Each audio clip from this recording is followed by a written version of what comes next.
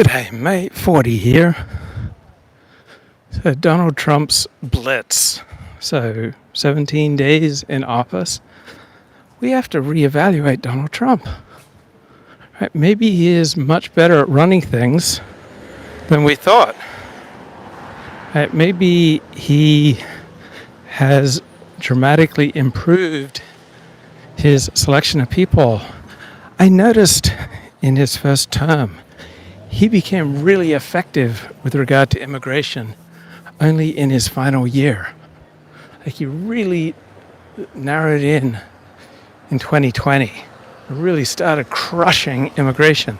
Like he learned on the job, and I think we have to admit that Trump is much more flexible, is a much better learner,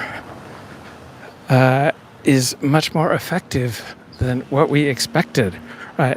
My image of Trump prior to this new presidency was that he wasn't very good at running things, that he just wanted all the credit, and he wasn't particularly interested in carrying out policy and making big change, that he was mainly just in it for, like he had some inclinations about the direction of America, but I was not prepared for how excellent this presidency has been. I was not prepared for how excellent his White House press secretary has been, how excellent Donald Trump has been off the cuff.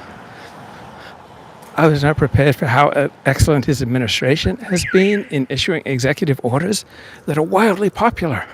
Right? Keeping men out of women's sports enjoys the support of 80% of Americans. Right? Overall, most of this Trump agenda is wildly popular. It is having a huge effect on the culture. Almost all major corporations are winding down DEI. Right? The NC2A is following the president's lead and doing away with transgenders in women's sports. The NFL is removing end racism from the end zone. DEI is wildly unpopular, and almost all corporations, except for Costco, are winding it up. The Democrats are completely unprepared to come forward with examples of real people who are suffering because of Donald Trump. And perhaps the greatest thing that Trump is doing this time around is that he has joined forces with people who can be highly effective for him. And so his cabinet secretaries, right, a lot of them struck me as incompetent, but they are really good communicators. I am not a Pete Hegseth fan, but he appears to be doing a fantastic job at Secretary of Defense and relaying the message and removing DEI from the armed forces. Like, I am surprised at how Donald Trump seems to welcome Elon Musk receiving a lot of press attention. Right? The news media maybe at times more focused on Elon Musk than on Donald Trump, and there is zero signs that Donald Trump resents that. Right?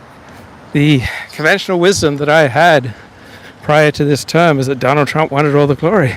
He seems to be just fine with Elon Musk soaking up an enormous amount of attention. Elon Musk going on Time Magazine trolling Donald Trump with a picture of Elon Musk behind the Resolute desk in the West Wing, and Trump just finds it amusing.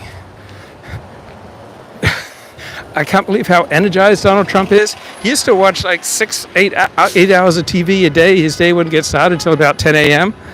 And he had all this executive time to watch cable TV news. Now he's so fired up. He's just making the news. He handles the news media masterfully.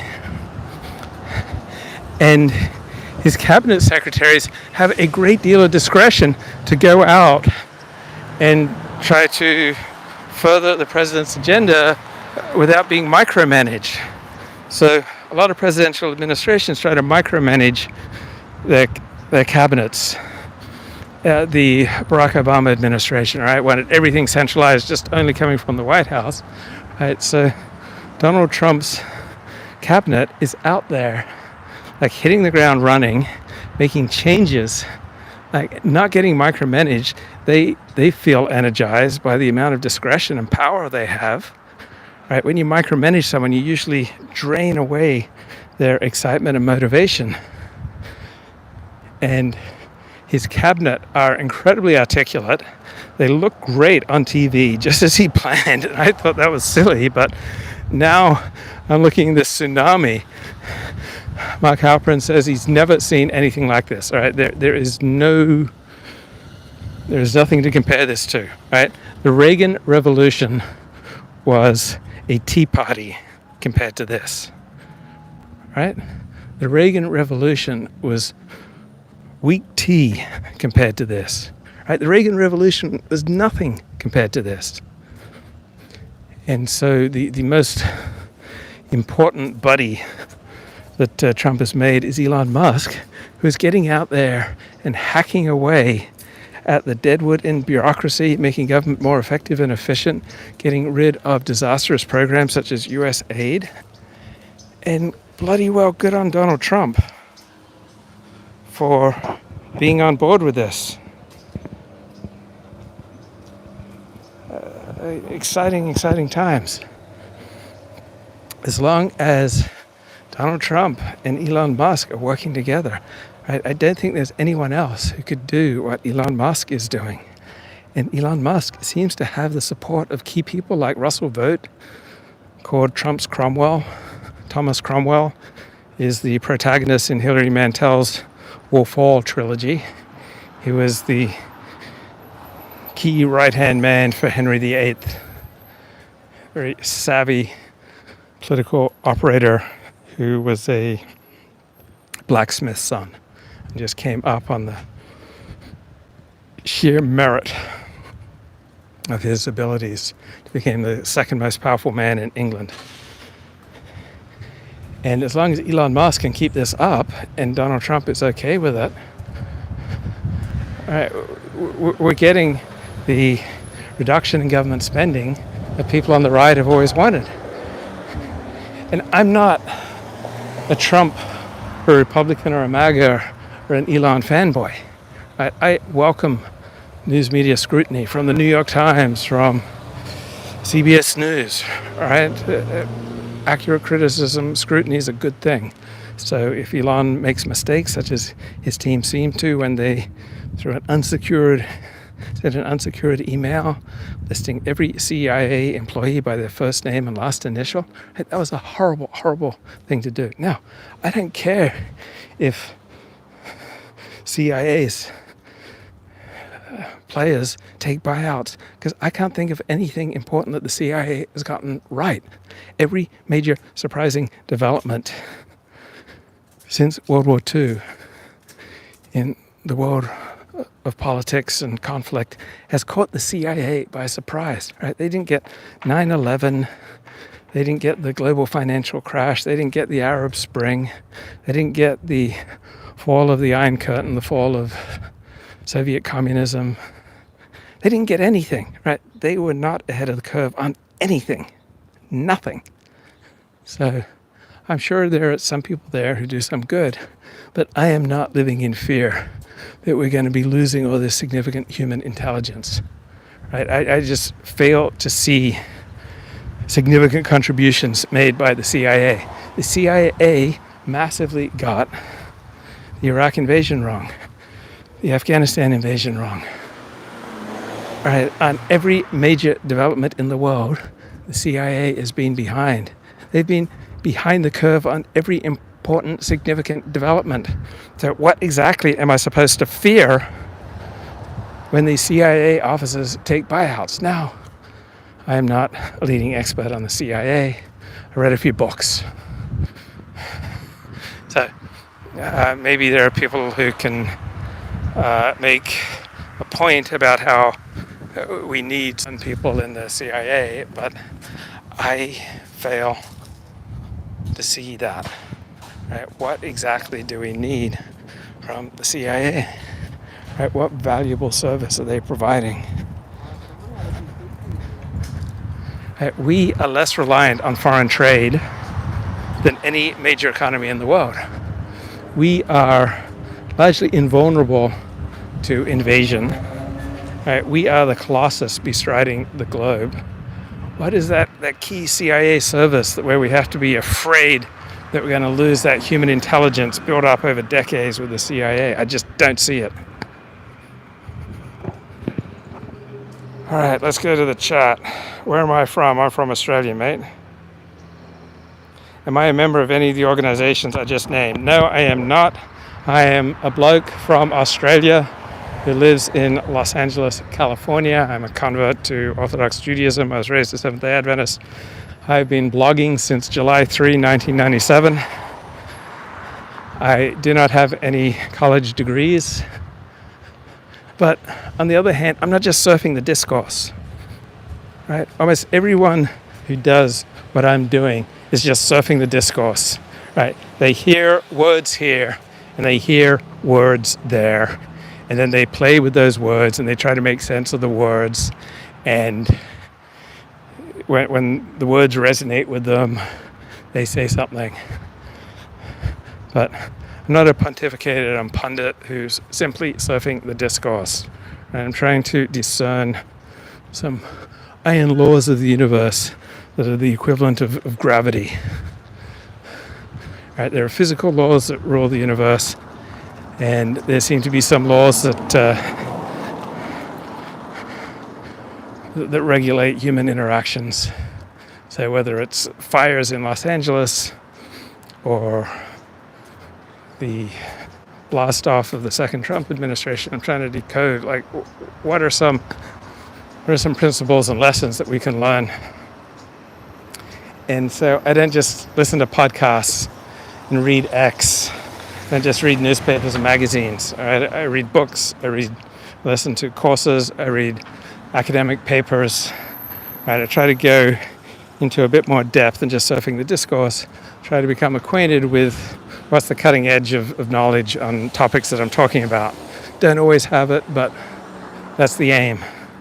Right? I'm not just firing off observations based on, I've heard words, and these words resonate with my pre-existing ideological prejudices, and I like these particular set of words. Right? I'm not primarily about words. Right? I'm primarily about discerning reality. The reality is we've never seen an administration like this. If you're on the right, you've got to be ecstatic. And we have to rethink Donald Trump. Turns out that he's a much more effective leader than we thought. Turns out that he learns much more rapidly on the job and from life than we thought. Turns out he's interested in many things beyond himself. It turns out that he's not nearly as insecure as we thought. Turns out that he's pretty damn good at assembling a frequently contradictory coalition. He's pretty damn good at forming bonds with people like Elon Musk, who is in the process of transforming the government. And this is hilarious. Virtually everybody was underestimating Donald Trump. Virtually everyone who was enthused about him in 2015 and 2016 made it very publicly clear that they were no longer enthused about Donald Trump, that they like him, but they weren't enthusiastic. They just felt burned from the first term. The media just has overwhelmingly disparaged Trump. So his coverage has been at least 10-1 negative. I read Peter Baker's book on Donald Trump. It was like 100-1 negative. So the news media and the elites all underestimated Donald Trump. So that thing that Trump defenders would say, take him seriously, not literally. Well, we have to open our minds and reconsider the way that we've been analyzing Donald Trump, because virtually nobody was expecting this level of competence and energy and effectiveness. So once again, all the experts have been wrong. I don't recall many players on the distant right who were correct about this, but Certainly far more people, popular people like Steve Bannon and Dan Bongino, certainly people like this have been far more right than the experts. They've been far more right than Maggie Haberman and Peter Baker and the New York Times. Right? Dan Bongino and Steve Bannon. And then who's that young kid, right, who runs an organization where he goes out to college campuses? Charlie Kirk. Right? Can you believe it that Charlie Kirk has been more right, more on the ball, more clued in, right, than the best of like academics and the mainstream pundits? I wasn't expecting that Charlie Kirk would be more informed, more in touch with reality, had a better finger on the pulse of this Trump administration than virtually everyone in the mainstream media. I mean, Mark Halperin is so far ahead of everyone else in the mainstream media. But can you imagine that Charlie Kirk, Dan Bongino, Steve Bannon, they all saw this coming. And we dismiss them as Trump tards. We dismiss them as, oh, they're just in the bag for Trump. They're just cheerleaders for Trump. Well, they saw what was coming. And the conventional wisdom didn't. The academy didn't. The mainstream media didn't.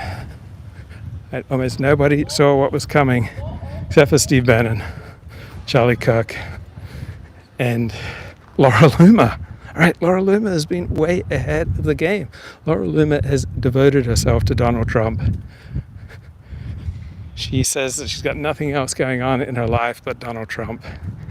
And we have to tip our yarmulkes to Laura Loomer because she's been in touch with something important. She's been doing important work, right? If you are just following Laura Loomer, now I don't follow Laura Loomer closely, but I think I do follow her on X. I see her at times. I'm glad to see that Elon Musk has restored her monetization.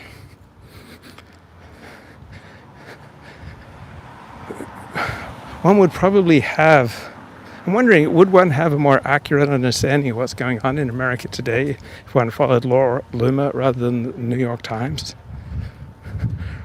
I'm not a rabidly pro-Trump guy, right? I'm not a political activist. I'm just an observer.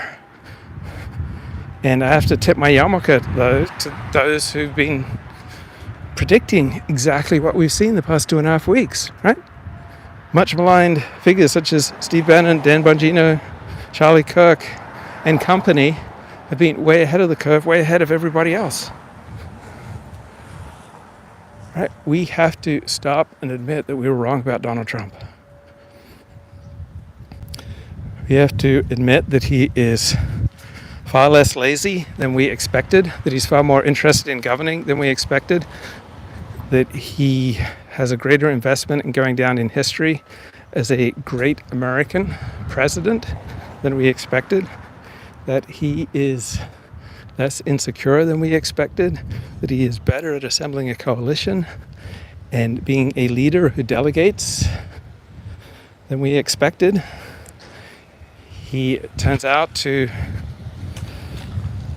be far better at running things than we expected. And the right has learned, right? From 2018 to 2021, the right saw how free speech was getting crushed on social media, and they invested in social media such as Rumble and Truth Social. And right-wing podcasts, right-wing alternative media is booming because frequently you get a more accurate sense of reality there than you do in the mainstream media.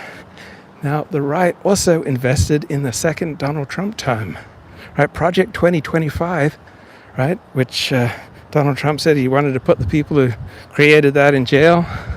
Well, that turns out to be a really good predictor for what's going on with this Trump presidency, right? Project 2025, which is widely dismissed in importance by many political players, and when it was brought up during the 2024 election, it was felt like, oh, this is silly, like there are always think tanks coming out with plans, this is no different than any other election. Well, it is different. All right, Project 2025 turns out to be more significant than any other think tank project in American history. So there is growing funding for an intellectual and activist MAGA base, community, for foundations, for think tanks, for plans, right? They seem to be set to move out 50,000 career bureaucrats who 10 to 1 likely to lean to the left and replace them with MAGA people who may well turn out to be qualified and prepared and ready and eager to carry out the president's agenda. So,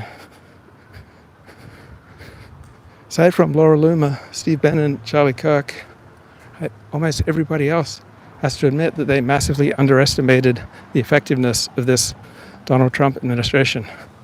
We all have to admit we were wrong about Donald Trump in this term. We have to admit we were wrong about the MAGA movement, that there were spasms that were quite embarrassing, such as the freak show contesting of the 2020 election results and the freak show riot of January 6th. So the MAGA movement has its embarrassing side, but overall it has coalesced and produced some smart, capable people, right? A lot smarter than we were expecting. Okay.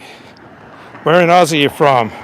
Oh, mate, I am from Currumbong, so I'm about 90 minutes outside of Sydney. So I grew up about 20 minutes from Newcastle. The Black Hawk thing all done and dusted with now? No, we still don't know. A lot to be learned. Still feel we need to ship Luke a didgeridoo with holes drilled in it so he can play more than just one song or blow his... I've heard bad things. Yeah, look, Laura Loomer has some bad sides, but she's also phenomenally capable and competent, and you often get way ahead of the curve listening to Laura Loomer. So this is no blanket endorsement. I don't blanket endorse anyone. Right? There are going to be situations where Donald Trump is likely to be an absolute disaster. So there are also many situations where Laura Loomer does good work, and we have to tip our yarmulkes to Laura Loomer and her good work when she does good work.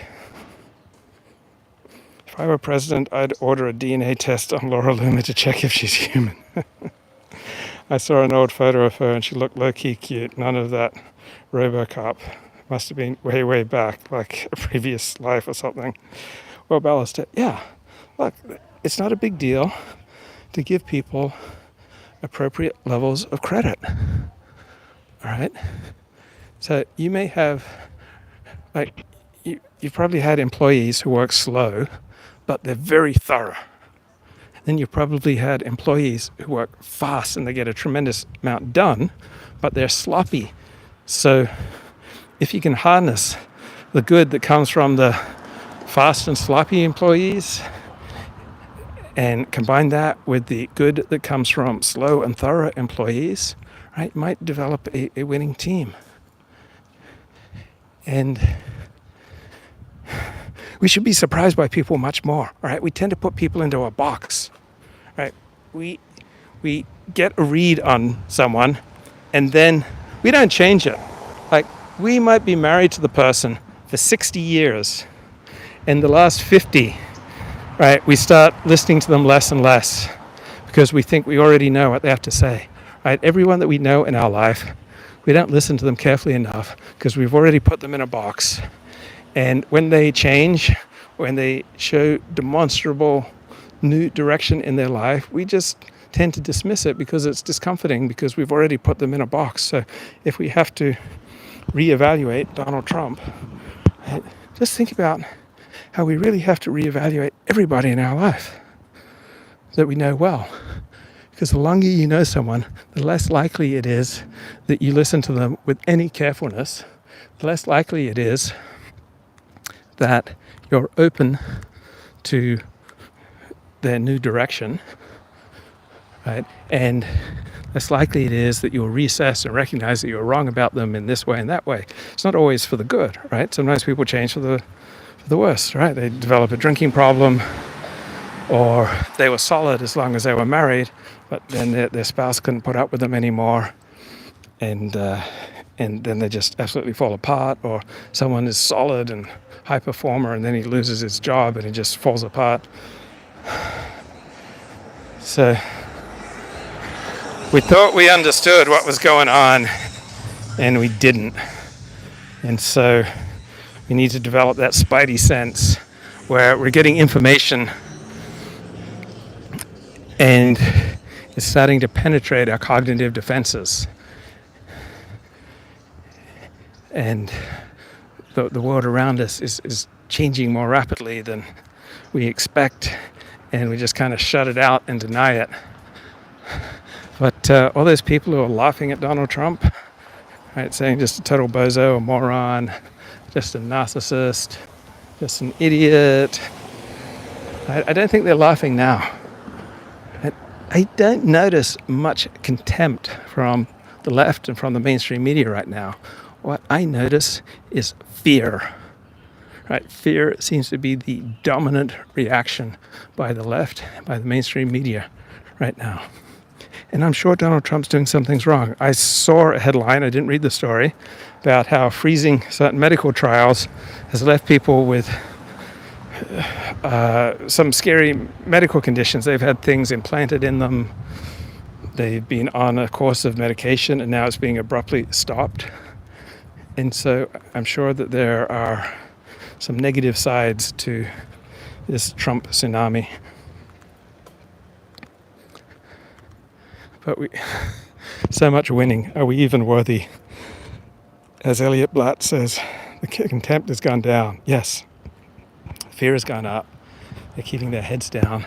And they're bowing to Trump on DEI, affirmative action, and their battle back attempts are so pathetic so far. And at any moment, right, if there's a major blow up, mess up, screw up, mistake, I expect it will come from Elon Musk and his team, right? Because they've got that Silicon Valley attitude of move fast, break things. So that's probably the first place where a major mistake will come. I will talk to you good people later. Bye-bye.